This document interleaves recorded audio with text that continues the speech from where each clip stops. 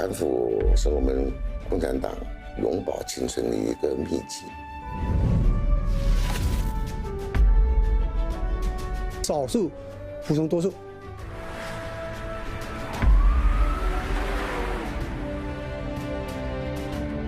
我们存17年，零上访。我志愿加入中国共产党，在工作岗位中要保持清正廉洁。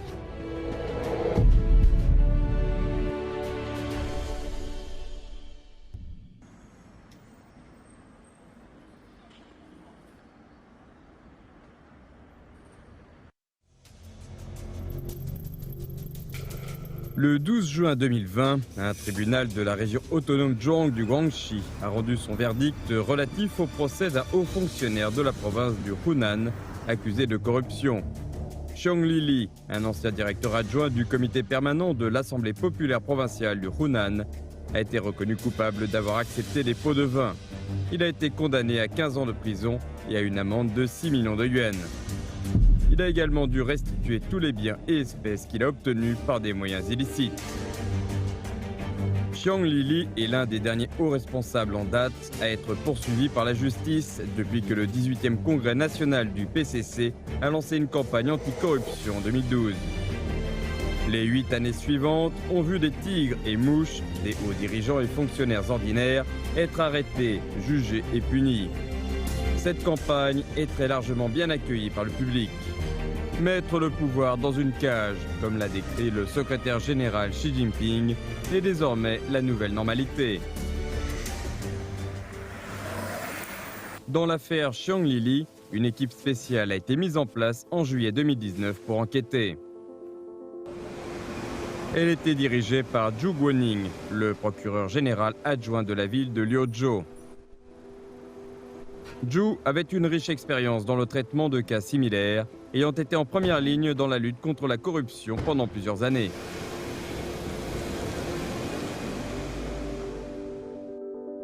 En 2015, il avait poursuivi un haut responsable de la province du Guangdong. Mais le cas de Xiong s'est révélé pour lui particulièrement difficile.像丽丽这个案件的话呢，是跟我以往办的案件里的特点比较突出。一个是它位高权重，第二个特点就是它的隐蔽性很强，基本上呢是采用的白手套的这个形式来收取贿赂，他用了很多的心思去逃避这个侦查，所以事前的话呢做了攻守同盟的这个准备，所以在侦破这个案件和起诉审判这个案件当中，给我们带来了一定的难度。Xiong Lili a un frère, Xiong Mingming. En 1994, celui-ci a démissionné de son poste de fonctionnaire communal et a créé une société immobilière. À l'époque, Xiong Lili était un haut responsable du PCC à Changsha, le chef-lieu de la province du Hunan. Redoutant des accusations de népotisme, il a refusé de laisser son frère faire des affaires dans la partie ouest de la ville dont il était le responsable. Cependant, lorsqu'il a été promu vice-maire de Changsha, il est devenu évident que le pouvoir et l'influence de Xiong Lili commençaient à exercer un rôle invisible dans l'entreprise de son frère. Xiong Mingming trouvait qu'il lui était plus facile de faire des affaires et que de plus en plus de patrons venaient faire appel à lui. Son entreprise se développait de mieux en mieux. Au fil du temps, Xiong Lili a petit à petit commencé à relâcher sa discipline. Au second semestre 2018, Xiong Lili, alors directeur adjoint du comité permanent de l'Assemblée populaire de la province du Hunan, a répondu à la demande d'un homme d'affaires local de changer la destination d'un terrain à des fins commerciales pour un projet immobilier. Afin de le remercier de ce service, l'homme d'affaires a versé à son frère Xiong Mingming l'équivalent d'une somme de plus de 5 millions de dollars. Le procureur Zhu Guoning a débuté son enquête sur l'affaire en examinant attentivement les dossiers. Lui et son assistant Jia Xiaoxia savaient que le moindre détail pouvait se révéler crucial pour l'affaire. 这个办理这种案件的话呢，内心的话呢，是有一种说不出的滋味，因为这些落马的干部都受到党的教育多年的培养，也为社会为人民流过汗出了力，也建立了一些这个业绩。当他们在这个廉洁方面没有能够自律的时候，受到法律的制裁。从感情方面，我们内心是感到这是惋惜吧。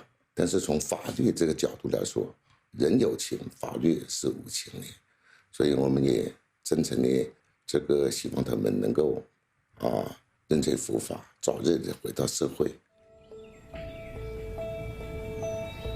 Né en 1962, Xiang Lili était ambitieux dès son jeune âge. Il s'est appliqué dans ses études et a obtenu un doctorat en gestion. Il a commencé sa carrière comme agent communal en charge de la communication. De là, il a gravi progressivement les échelons du parti pour devenir finalement vice-maire de Changsha, directeur du département du commerce du Hunan, puis vice-gouverneur de la province. Son père avait été chef du district de Heungdong dans le Hunan. Il était un responsable populaire, admiré pour son honnêteté et le bon travail qu'il avait fait pour la population locale. Toutefois, le vieil homme s'inquiétait au sujet de ses deux fils. Il présageait le risque potentiel découlant du fait que l'un était dans les affaires, tandis que l'autre était au gouvernement. Xiang Lili a grandi dans l'appartement familial aux côtés de ses parents et de son frère, dans le vieux complexe du comité de district de Heungdong, dans le Hunan. L'appartement que le district avait alloué à leur père faisait un peu plus de 70 mètres carrés. De nombreux détails révèlent à quel point leurs conditions de vie étaient sobres à l'époque. La chambre que partageaient les frères, avec ses deux lits individuels, est restée telle qu'elle lorsqu'ils étaient enfants.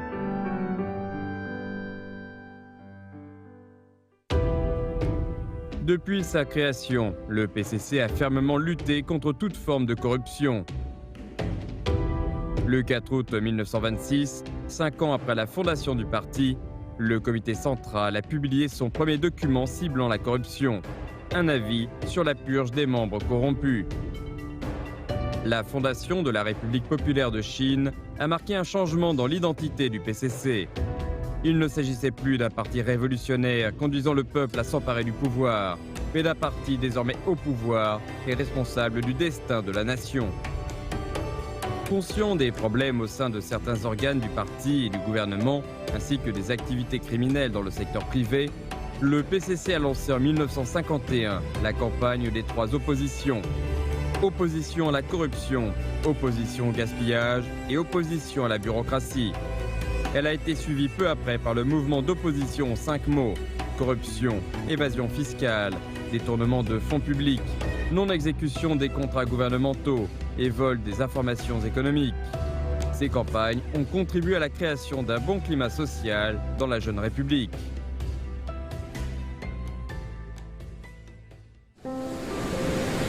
Avec le lancement de la réforme et de l'ouverture à la fin des années 1970, certaines tendances malsaines sont apparues à l'intérieur du pays.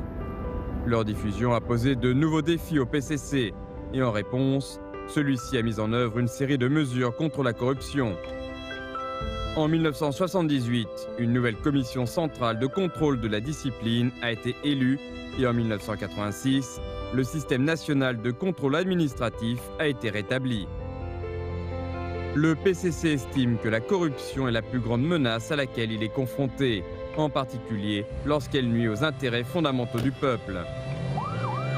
Depuis son 18e congrès national en 2012, sous la direction du secrétaire général Xi Jinping, le PCC met résolument en avant la lutte contre la corruption et s'efforce d'appliquer une discipline stricte en son sein. «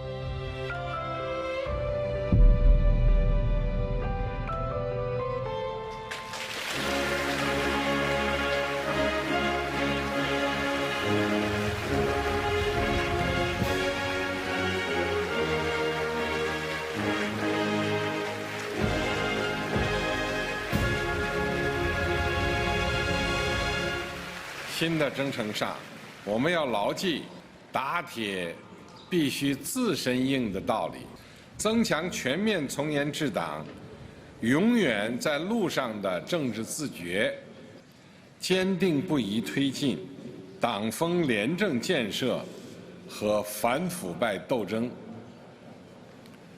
坚决清除一切损害党的先进性和纯洁性的因素，清除一切侵蚀党的健康机体的病毒，确保党不变质、不变色、不变味儿，确保党在新时代坚持和发展中国特色社会主义的历史进程中，始终成为坚强领导核心。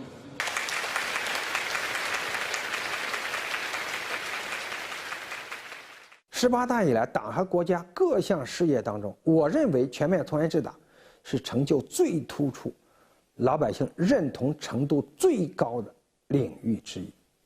那么，如果我们横向比较一下，现在世界上这么多的国家，这么多的党，包括执政党也很多，哪个党有中国共产党这样的自我革命精神？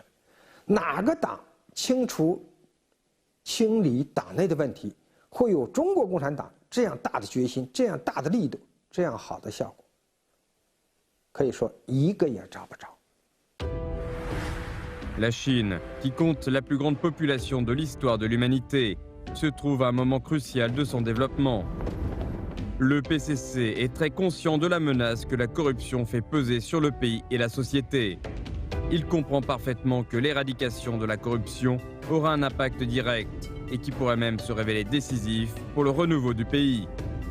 Sa lutte globale et déterminée contre la corruption est une forme d'autoréforme. En tant que mise à l'épreuve importante de son courage et de sa sagesse politique, il s'agira d'un processus difficile.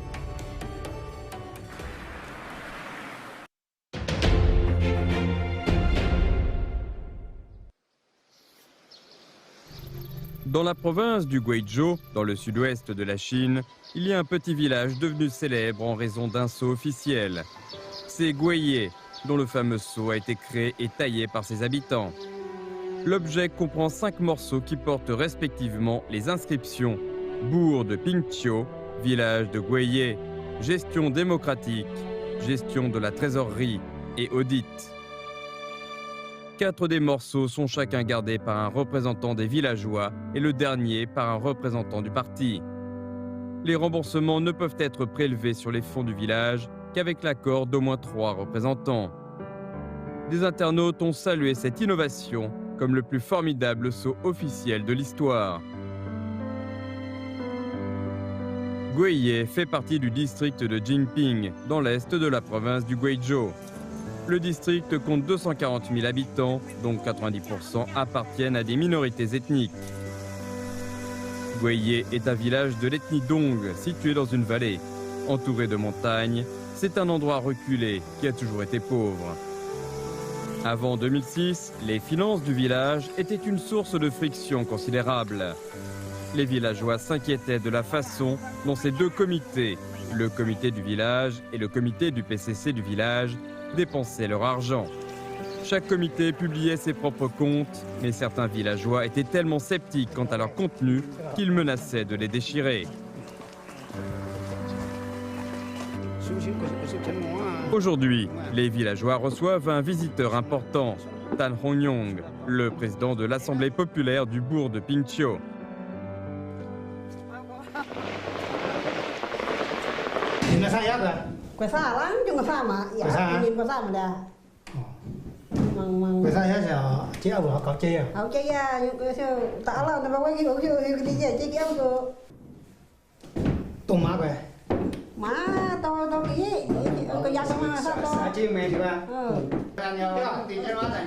Tan Hongyong est un soldat démobilisé titulaire d'un diplôme d'études professionnelles universitaires. En 2001, il est devenu le secrétaire du comité du PCC de Guiye. Il a travaillé dur et a été promu à un poste à la mairie. Tan est enthousiaste en ce qui concerne la réforme de la gestion démocratique à la base. À l'époque où Tan Hongyong était le secrétaire de la cellule du PCC, Les habitants s'assuraient à tout prix que les revenus et dépenses du village figurent au sommet de l'ordre du jour. Ils se sentaient impuissants face aux critiques des villageois. 武办上实施之前呢，我们村里面的这个干警关系还是比较紧张。比如说我们召开这个群众大会的时候，很少有人乐意参加啊。那时候。喂，通知，广大村民，欢迎全面做好新冠病毒疫苗接种前期准备工作的动作，充分利用广播、媒体、微信群等方式进行多方面的宣传，提高群众知晓率和接种的意愿。 L'actuel secrétaire de la cellule du PCC du village est Tan Yuanyu, âgé de 51 ans. Il s'est vu confier dès le début un morceau du sceau en tant que représentant des villageois. 在武办张公章之前，我们这个村里的财务就是用的一个是村里面的办公用品，就是题目纸张啊，还有一些接待会啊，还有蔬菜会、沙理会啊。 这些等等这些。 Depuis longtemps, un contrôle est exercé au sein du PCC sur ses cadres. Dès les premières années qui ont suivi la fondation de la République populaire de Chine, les citoyens ordinaires étaient encouragés à dénoncer anonymement les dirigeants qui commettaient des actes illicites. Ces rapports étaient recueillis et examinés par des dirigeants de niveau supérieur qui décidaient des mesures à entreprendre en cas de violation de la discipline du parti.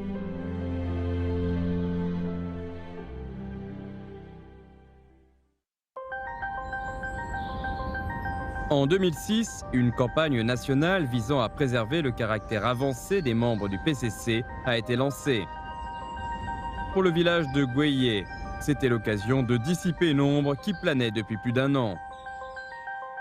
Tan Hongyong a décidé qu'il fallait trouver une solution aux problèmes financiers du village. Le soir du 21 février 2006, une réunion des membres du parti et des villageois a été convoquée. Les discussions s'attachaient à rendre les affaires du village plus transparentes et à garantir une plus grande démocratie dans la gestion de la trésorerie. La solution à laquelle ils sont parvenus était innovante, le sceau en 5 morceaux. Aucune dépense ne serait approuvée à moins que les 5 morceaux ne soient réunis, 4 détenus par des représentants des villageois et le 5e par un responsable du parti.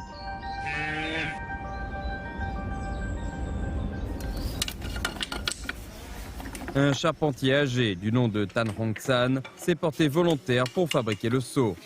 Il a sorti ses vieux outils, sélectionné un morceau de bois de poirier et s'est mis à le sculpter. Cependant, à l'époque, les membres du parti du village étaient inquiets.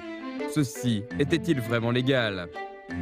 Chaque pièce du sceau est numérotée et porte respectivement les inscriptions Bourg de Pingqiu, village de Gueye, gestion de la trésorerie, gestion démocratique et audit. Les signes d'usure témoignent de leur usage fréquent. Lorsque le système a été introduit pour la première fois, Tan Yuanyu avait des doutes. Même s'il continuait de penser que c'était une bonne idée, il se demandait si cela ferait vraiment une différence. 把章拿给我的时候啊，我就说，这个章啊很不好用，所以呢，如果你做好了，就是做好了，那么要提这肯定跟我们的支书主任是肯定有尴尬的事情是吧？有争论的，如果做不好，那么又对不起我们的村老百姓。 Le 3 avril 2006 a été lancé le système de gestion de la trésorerie utilisant le sceau en 5 morceaux. 他这支书本7333块，支书本现在但是东风镇呢，一帮户要5000，木材管理费是3390元，要看一下，蒙北管理费105哈，北县经费5030元，这个存在都是木质结构的房子，那么。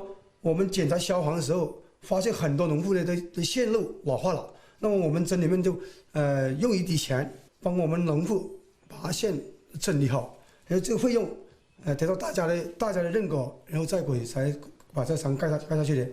那这一张呢，就是接待费啊，就是招待放电影工作人员就是我们这里的电影3家乡嘛，每年都要来这里1、2次。那么他们来呢，没有什么火车，那么我们真接待火车了，那就大家都同意报了，就开这个厂。 Les doutes sur l'efficacité du sceau en 5 morceaux pour promouvoir la transparence et le contrôle démocratique se sont rapidement dissipés. 我们开始的时候是要5办都同意才能盖，后来呢，我们又来开会，对吧？因为有争议嘛，5个人对吧？都有不同的意见嘛，啊，我们就改成3/4的同意了，那么少数服从多数。 Certains cadres ont vu leur demande de remboursement rejetée.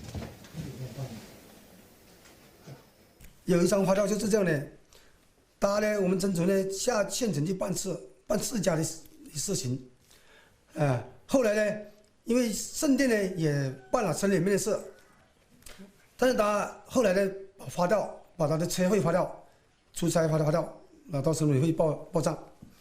好，我们经过我们五合章领导小组的审核以后，觉得呢，这张发票，我们主任的主要目的就是去目的就是去办4家的事，然后再办城里面的事，圣殿办城里面的事，这张发票呢，应该是不合理，不能报销。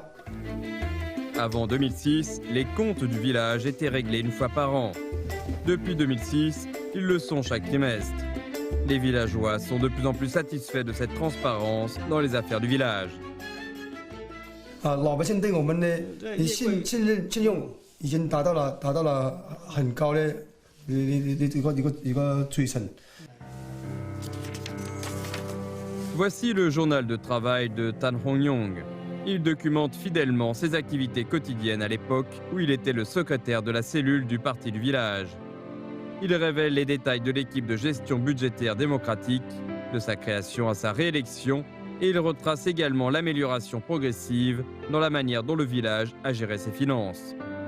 Cette nouvelle approche de la gestion budgétaire a entraîné des changements radicaux, une plus grande transparence, une prise de décision plus démocratique, une supervision horizontale plutôt que verticale et une prise de responsabilité de bas en haut plutôt que de haut en bas.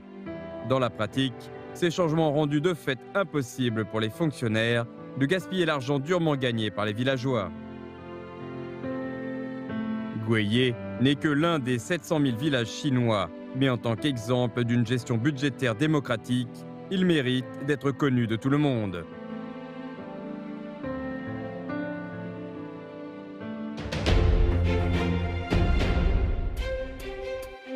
Une séance d'appel d'offres se déroule dans le village de Rochen, du district de Wuyi, dans la province du Zhejiang. On doit attribuer un contrat sur un projet d'assainissement de l'environnement. 那5亿700万元到构成城的环境保洁项目，现在投标现在开始，一共交了4个公司的标书。那么根据交标文件的规定，首先是那个进行资格审查。 Parmi les personnes présentes se trouve Chen Yuefu, le directeur du comité de supervision des affaires du village. C'est sa 2e année à ce poste après y avoir été élu en 2020. 那下面开始投标，这个底标是20万，19万到20万之间，分成51个乒乓球在这里，0号是对表19万，1号是19万200，50号是20万，谁摸到最小？ 谁中标？这样子呢，反正总的来讲，我们避免一些群众村民呢有些怀疑的这些状况，因为我们呢平时也包括招投标程序走完了以后，他们村民都知道的呢，只要是走法，我们呢走法的农户的时候呢，也要一一向他们呢解答清楚。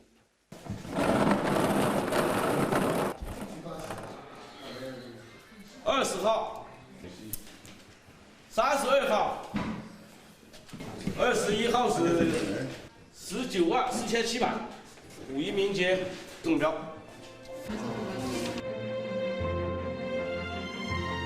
Rochen compte un peu plus d'1 millier d'habitants. Avec sa route large et plane, les bords de son lac soigneusement restaurés, Ces rangées de beaux bâtiments bas situés entre les rizières et les étangs à poissons, c'est l'un des villages les plus prospères du Zhejiang. Pourtant, il a vécu une histoire assez extraordinaire. Au début du XXIe siècle, 80 hectares des terres de Rochun ont été réquisitionnés pour y développer un parc industriel et d'autres projets de construction, en échange de quoi le village a reçu 19 millions de yuans d'indemnité. Un responsable du village a par la suite proposé d'investir une partie de l'argent dans la construction d'un atelier et le développement de l'économie collective. Mais certains villageois estimaient qu'il serait préférable de se répartir l'argent de peur qu'il ne se retrouve dans les poches de certains fonctionnaires. Leur inquiétude provenait du manque de transparence dans la gestion des finances du village. En 2003, Chen Yuqiu était membre de la cellule du PCC du village. Elle participait à des réunions jour et nuit pour trouver la meilleure voie à suivre pour le village. La sexagénaire, qui avait commencé à travailler à l'âge de 19 ans en tant que directrice du comité des femmes de Rochun, est une responsable du village depuis plus de 40 ans et le connaît parfaitement. Après un mois de discussion, a été mis en place le groupe de supervision de la gestion de la trésorerie du village. Ses membres sont élus par les villageois au scrutin secret. Cet organisme tiers, indépendant supervisant les affaires financières, était la forme embryonnaire du comité de supervision du village, le premier de ce type en Chine. 当时选这个监委会的人员呢，都是很激动，都是要把村里呢搞好，这个人呢要选好。 Le fait d'être soumis à la supervision du comité incite les cadres du village à se montrer plus proactifs. 像以前04年以前，怕村干部乱花钱，到现在呢，怕村干部不花钱。 想多花钱呢，多干点事情。 Aujourd'hui, que ce soit via la télévision ou le téléphone mobile, chaque habitant de Rochun peut consulter les bilans mensuels du village, dans lesquels les revenus et les dépenses sont clairement détaillés. 陈玉球办公用茶叶开支500，月垃圾工资月领的10500，买防疫口罩。 678，春剪花、剪苗木工资中旺的6300，这个是周继聪经手的，广告制作费7500。Les responsables des départements du comité du village organisent une réunion hebdomadaire pour discuter des affaires financières et autres avant de tenir un forum ouvert. Ce forum des habitants est un autre exemple des efforts continus de Rochun pour garantir une participation plus large des habitants à l'autogestion par la base. L'année dernière, Wu Xiaodong a été nommé secrétaire de la cellule du PCC de Rochun. Il accepte le fait que, tout comme les exigences des échelons supérieurs du gouvernement sont élevées, les attentes des villageois pour un meilleur niveau de vie le sont également.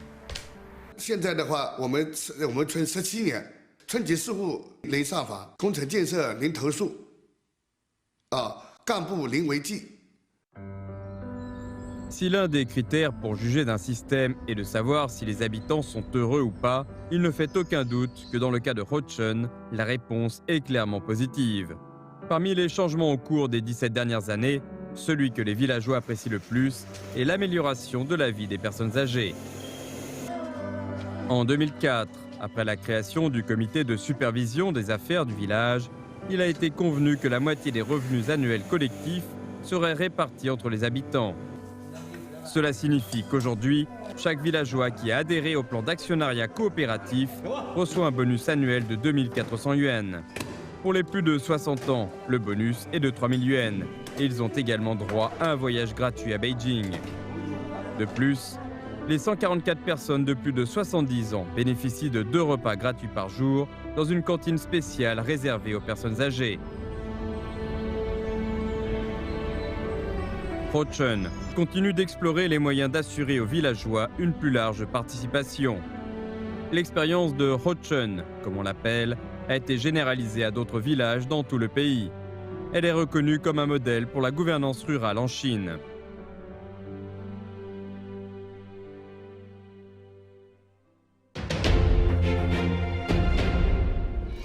Face à un nouveau contexte international et confronté aux enjeux suscités par le rapide développement économique et social du pays, la Chine a décidé de renforcer la formation de ses cadres. Armés de meilleures connaissances et savoir-faire, ils seront en mesure de relever les nouveaux défis. Le PCC a toujours privilégié l'apprentissage. L'étude sans relâche a toujours été l'atout important pour le maintien de son caractère progressiste et sa pureté. La forte direction que le parti a procurée pour la grande cause de l'édification du socialisme aux caractéristiques chinoises est également basée sur l'étude. En 1933, l'école communiste marxiste a été fondée dans la ville de Regine. Aujourd'hui, elle est devenue l'école du parti du comité central du PCC.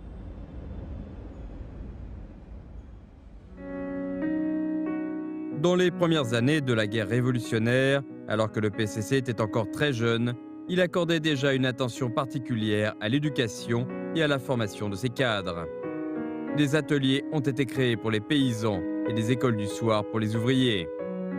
Des écoles locales du parti ont été fondées dans le nord et le sud du pays. Les problèmes spécifiques auxquels était confrontée la révolution chinoise ont été identifiés et traités. Et des actions ont été menées pour améliorer les compétences des cadres. En réponse aux besoins de la révolution en devenir et de la guerre contre l'agression japonaise, le PCC a créé des structures d'enseignement et de formation les unes après les autres.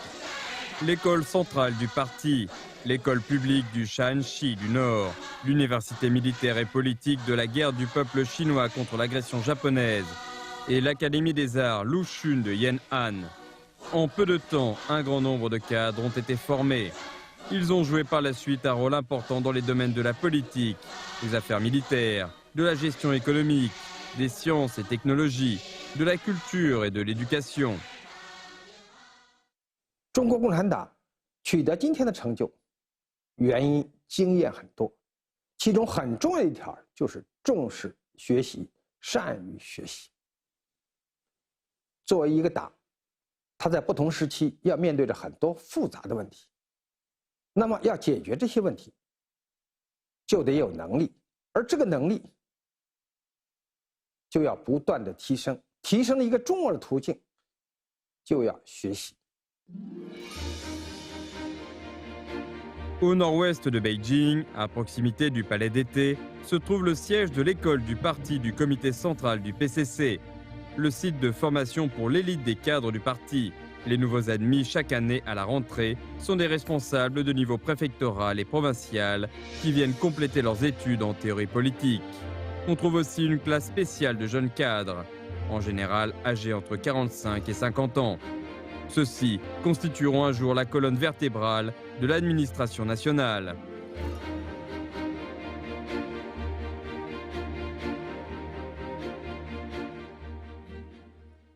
党的19大报告提出要增强8个方面的执政本领。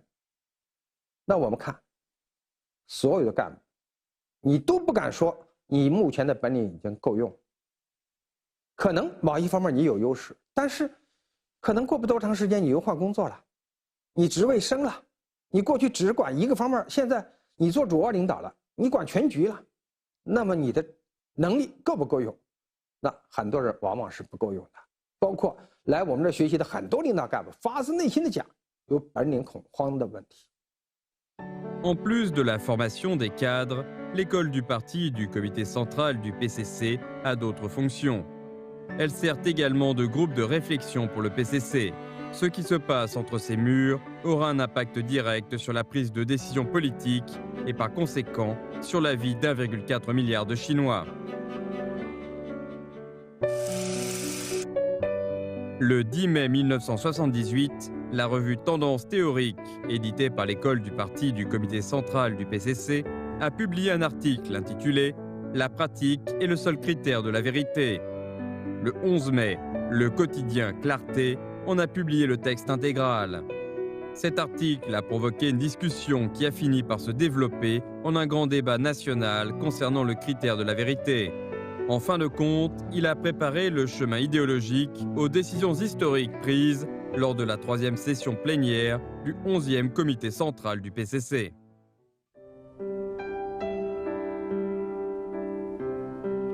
À l'entrée de l'école du parti, 4 caractères sont gravés sur une stèle, signifiant « Rechercher la vérité à partir des faits ». Ce sont les caractères que le président Mao Zedong avait inscrits pour l'école du parti du comité central du PCC à Yan'an en 1941.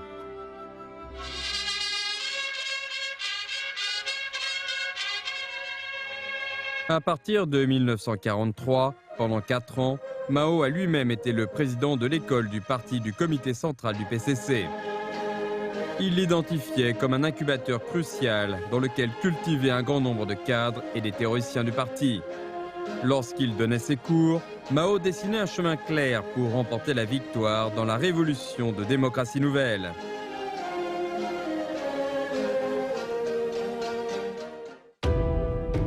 Aujourd'hui, le PCC compte 95 millions de membres qui jouissent de l'amélioration sans cesse des organisations du parti destinées aux études. Dans tout le pays, il existe quelques 3000 écoles du parti de tout niveau. Elles incluent celle de Ruijin, surnommée ancienne capitale rouge de la Chine.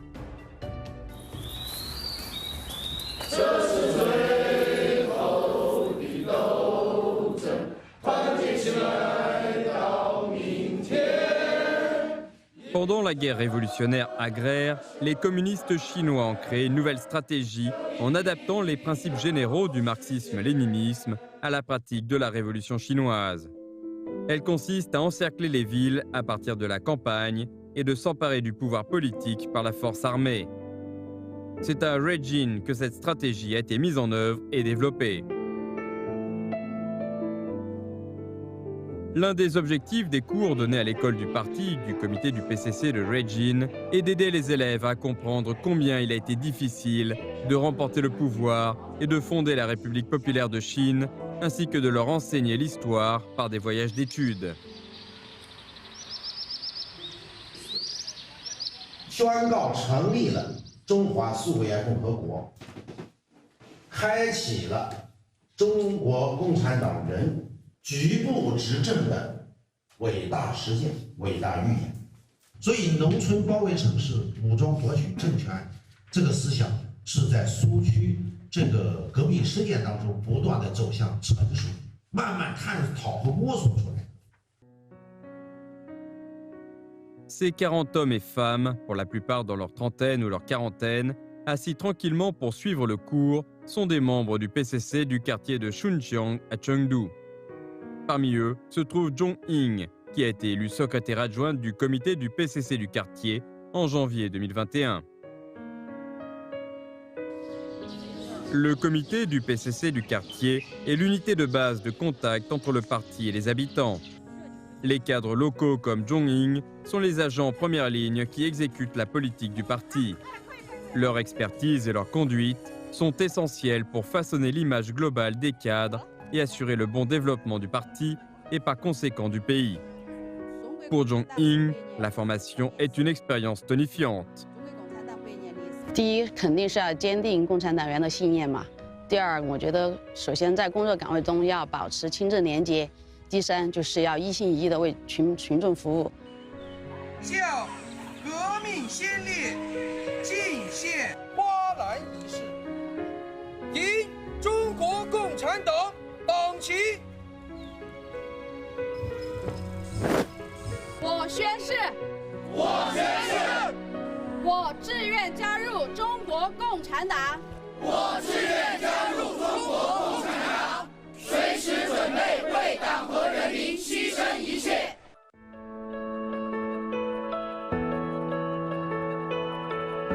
S'exprimant lors de l'ouverture d'un cours de formation pour les cadres jeunes et d'âge moyen à l'école du parti du comité central du PCC, le secrétaire général Xi Jinping a souligné leur rôle. Il a déclaré que les cadres devaient être déterminés à se montrer les fidèles héritiers des glorieuses traditions et du bon style de travail du parti. Aujourd'hui, au moment du centenaire du PCC, les 95 millions de membres du parti maintiennent l'autoréforme comme l'une de ses caractéristiques clés. Aussi longtemps qu'ils continueront à le faire, il y a tout lieu de croire que d'ici 100 ans, le Parti communiste de Chine conservera toujours sa vigueur juvénile.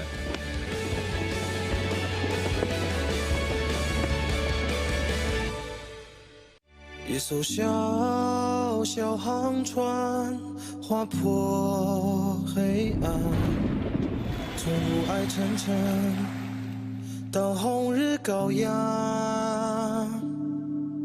我是熊熊火焰照亮前路，是万千青年燃烧的信念。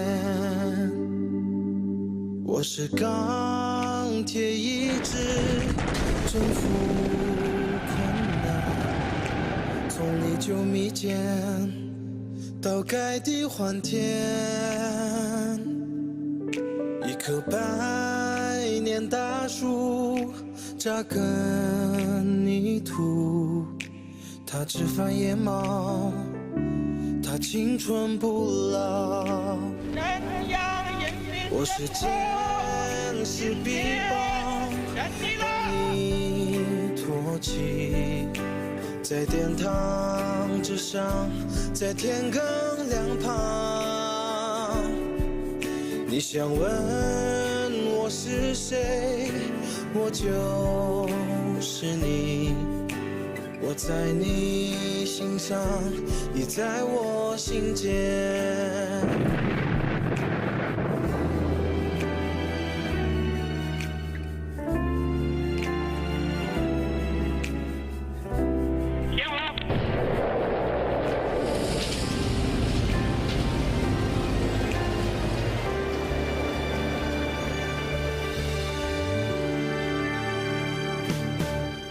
滚滚黄沙之中，汗滴如土，用满头青丝换绿叶无边。悠悠青山之上，不破全胜，绝不收兵。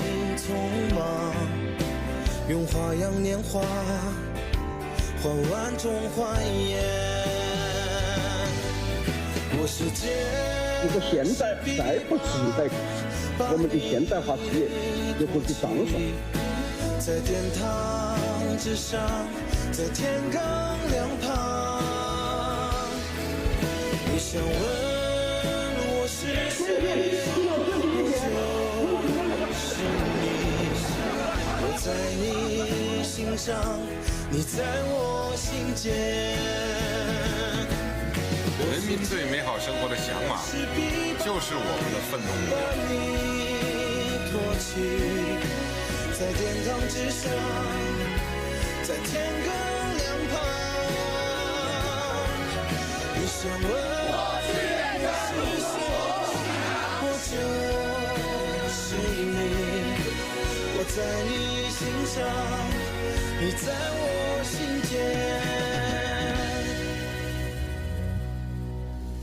我在你心上，你在我心间。